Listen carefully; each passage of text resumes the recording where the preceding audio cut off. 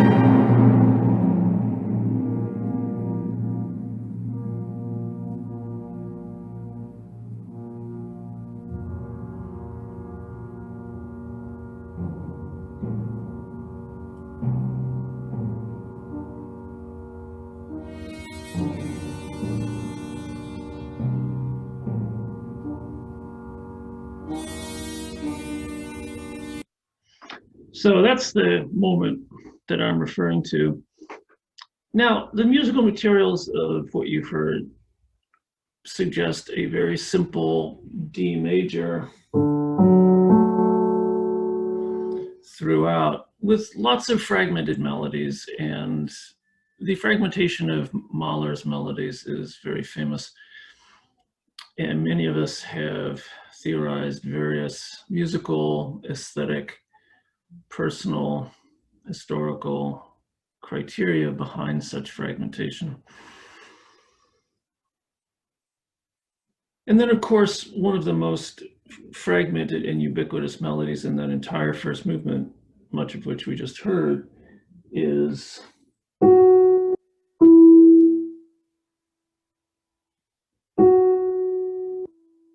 now, if we're trained in tonal harmony, we will eventually expect, and for the vast majority of the movement, we only get this yearning, incomplete, about which I'll say a bit more in just a minute.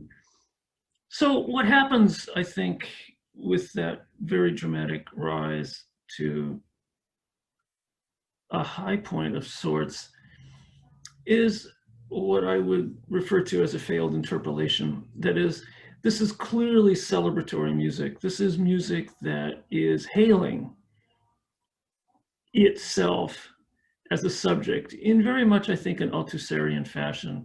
It's a hail, it's a greeting to the other. It's an absorption of highly conventional, very, very common celebratory gestures, both harmonically and in terms of orchestral color.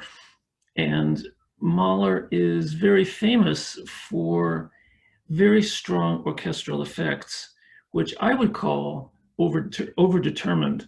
He often in his scores next to the brass parts will write Schalltöchter auf, meaning raise up the horn into the air to project and saturate acoustic space with the high overtones. So what I think is going on harmonically, of course, at the point of the precipitous collapse, the progression is incomplete. It's as if you raise your hand in a gesture and then suddenly let it fall again. So harmonically, the progression is incomplete. It just simply falls apart from inside. And I think what we have is a kind of failed interpolation, or in the words of Dolar's essay, a remainder, a remnant. And I think what's really beautiful and powerful about a psychoanalytic take of this moment is that we have Mahler writing music in which the gesture of interpolation is unraveled to reveal the irreducible kernel of alterity, which is both the cause and effect of interpolation itself. Now, I think it's pretty obvious to have this association with this moment. And a couple of things I think are worth mentioning. First, the sonority that leads right up to that precipitous collapse doesn't completely disappear. It unravels to reveal a single note, which happens to be a B flat. Now, that is not a small detail, because I think what it makes clear, or it invites us to imagine, which is that Mahler knows deeply that the irreducible kernel of alterity inside interpolation is in fact always already in the interpolative gesture itself. And then, of course, after that precipitous collapse, you have abject little fragments of melodies that we have heard all along. So I think this is a very vivid and very powerful musical representation or embodiment of the remainder at the heart of symbolic inscription or interpolation. Now, it may not be incredibly important to know this, but there is a great deal of coherence underlying this entire movement of music, so that you don't just have a pastiche of little fragments flying around and interpolative gestures that rise and fall and collapse. The piece is in D major, which then turns minor. And then there's this famous 5/6 motion, which gives us B flat major, which can then turn minor, and then another 5/6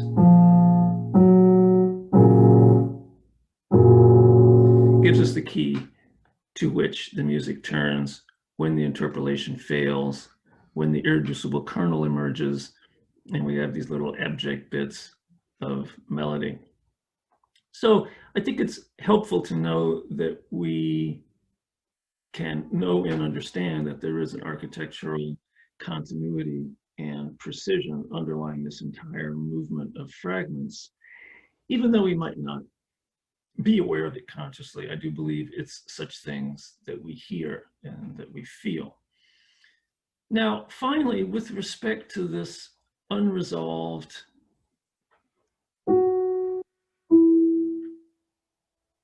if you listen clear to the end of this movement, you'll hear that resolved, but it's resolved in a very curious way. And I think this is very important. In other words, if Mahler had written, that would have suggested a pretty clean resolution, but instead he goes,